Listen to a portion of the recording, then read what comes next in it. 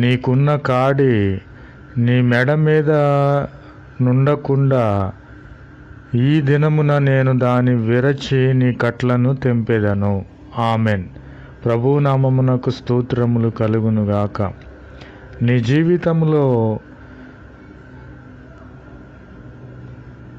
నీ కాడి అనగా నీవు ఘోరమైన వ్యాధి కలిగి ఉన్నావేమో, నీవు గాయముల చేత బాధపడుచున్నావేమో, నీ పాపములు విస్తరింపగా నా పాపములను క్షమించువాడు, నా దోషములను తొలగించువాడు ఎవడని నీవనుకొనుచున్నావేమో.